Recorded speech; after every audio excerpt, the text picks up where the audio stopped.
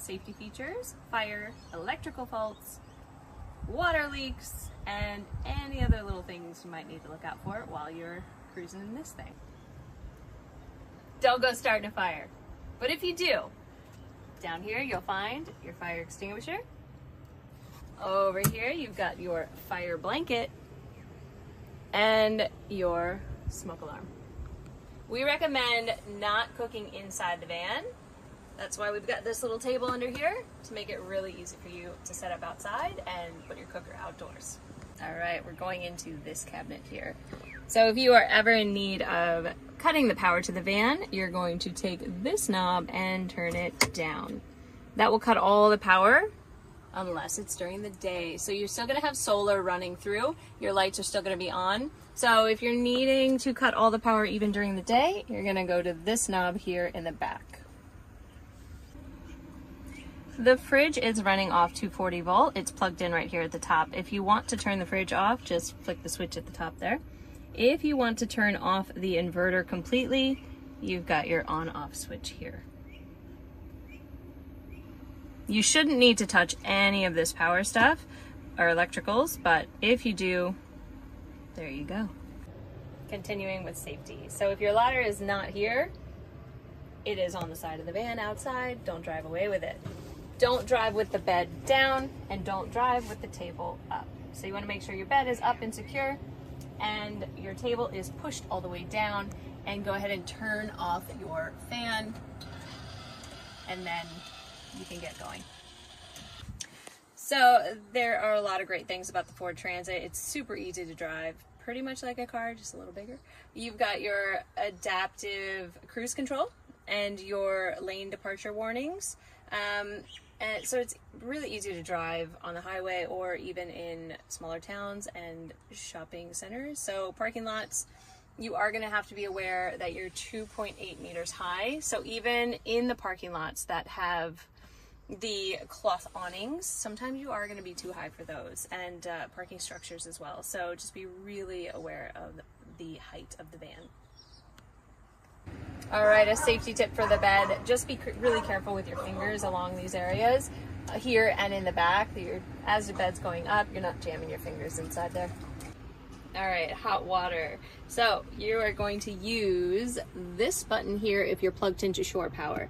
This is gonna be 240 volt. You can flick it there, and if you are plugged in, you can run through there. Other option is if you are not plugged into shore power, you flick this switch up here.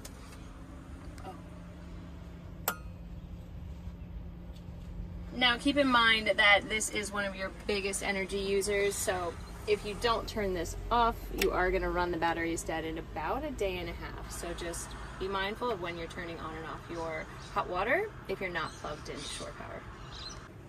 One thing to keep in mind if you are plugged into shore power with your hot water system, if you're not getting hot water, you could have tripped a breaker at the campground. So you want to go ahead and check that breaker, or you've got the breaker inside here named boiler. All right, so you do want to keep your hot water around 60 degrees, but if you do that for too long, you will drain the batteries if you're not plugged into shore power.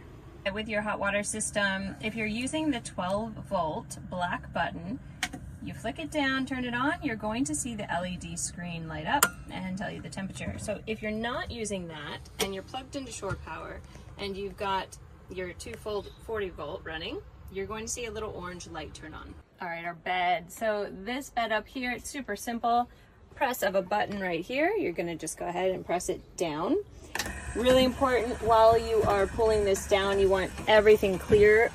So no pillows, no sheets, no cushions, nothing in the way of the bed coming all the way down. So once you get towards the bottom, you want to pull the chain back up again so that it's supported. So you're gonna see how the chain is coming all the way down.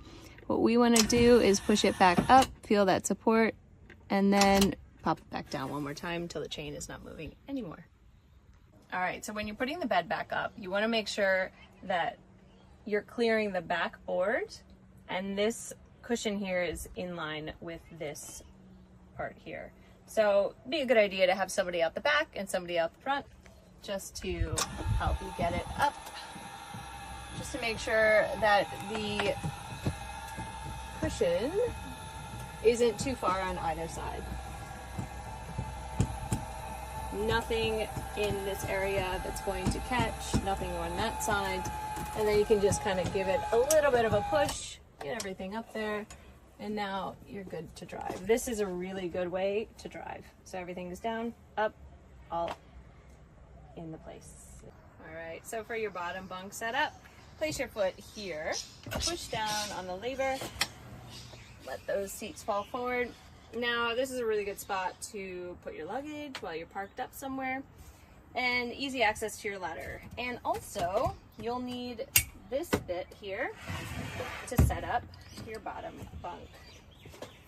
So I've already placed the cushions up to make it easier for myself, and I like to bring it all the way down here, get your fingers out of the way, and then just slide it in there. So now you're gonna have full support for this whole area. Now just place the cushions down and squeeze them in. Place them all in. And once you do that, you can pop your sheets on top. We're good. All right, for the table, there's a lever under here. You're gonna pull it up and then push out. Underneath, there's a spot for your foot. So your foot is gonna press down and you'll pop up, and then you can press this lever again and pull it in. Okay, so remember, whenever you're driving, push the table back down. You're gonna press that lever again, push it forward so your foot has some space here. Now, push your foot down, push some weight down onto the table, and line it up, and just pop it down. And now you can bring the table like that, lined up. All right, in the back we've got a wet bin, or you guessed it, wet things. So you can throw towels, bathing suits, all the wet stuff. And it's gonna hold your hose to refill the water tank. So this water tank for a family of 4 lasts us about 2 days. So to refill it, you're gonna pop this off, come into your wet bin. Now, here's your filter. You'll follow the flow arrows, so you wanna be flowing this way. And on this side of the hose, you're gonna have your valve. So connect it here. The other side is gonna go into your water source. And from here, you're gonna take the other hose, connect it on that side, pop this in, make sure your water source is turned on, and then you can flip your valve. And just keep an eye on this, and once you're filled up, do it all the other way, put it all back. All right, a couple other tips. When you're all done with the shower, pull it down, give it a good shake. Trying to keep as much water out of the van as you can. And then you're gonna just pop this back up to keep it out of the way of the door. Also on this side, you wanna make sure your plug is down. Keep that out of the way of the door as well. All right, so when you're coming into the van, please don't lean on this one. You do have a bar here that'll help you get up into it. For the toilet, pop this open. Ta-da! So go ahead and pull this out if you wanna use it. Just like that. And you'll have your chemicals down here to add in. You want to make sure you have your chemicals inside before you use the toilet. And to use it, pop it open here. As you're using it, you want to pull this open. And then when you're done, you'll pump some of the fluid, wash it all down, and then close this up, close that down, and push it back inside. So just a tip for the toilet, if you do use it, you need to clean it out, or we'll have to charge you to clean it. So at campsites, there's gonna be a specific dump area for you to use, or you can just empty it into your home toilet if you need to, and give it a good clean out and pop it back in. Okay, quick, easy setup of the Vamuz awning. So just hook your little hooky in there, you wind it out. You don't want to come out too far because you'll start to get too much drop on that awning, so just to where you can reach it is great. You're going to slide these out and then start to take a bit of that weight off on the awning leg. just come over here, I'll show you these, how these work.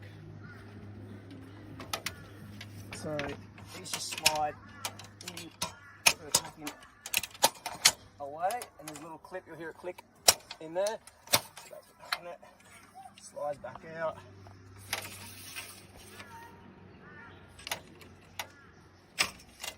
And again, take that weight off, start to wind it back out again. If you've got two people, it makes it a bit easier, but if not, it's fine to do by yourself. Adjust your legs.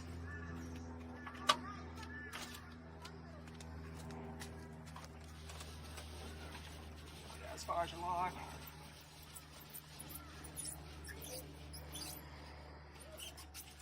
Go to about there. And then this here is just to take off the stop it from pooling with water. So you've got one smaller end, and one smaller end, one bigger end. Slide this out.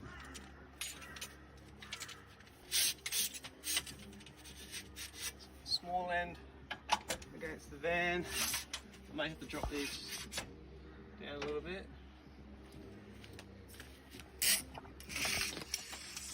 Same again, when you're dropping these down, try not to have the arms drop too deep, just because it'll put too much pressure across your awning where it attaches.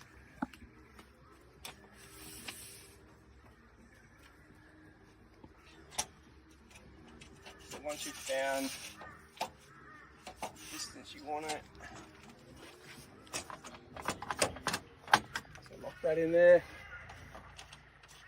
tighten that, and then you can pop your legs back up.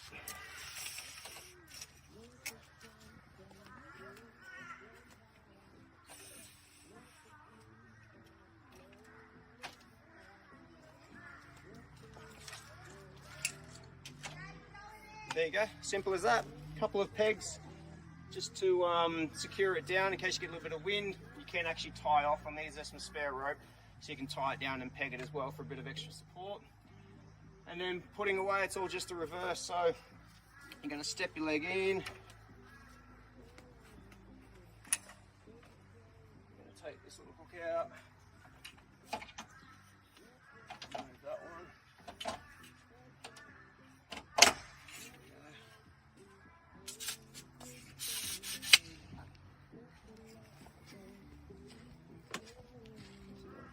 Slowly wind it in.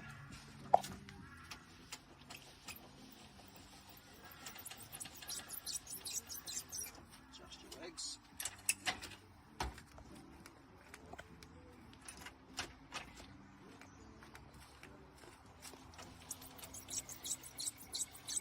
And you get to about same distance out there. Put that one up. Make sure you hear the click, so that slides in. Make sure that's clicked in there. I'll show you what happens if that doesn't click in.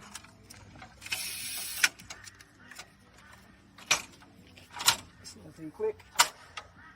So if that doesn't click, let me show you actually. If this is out, and that one's out, and you go to wind it in.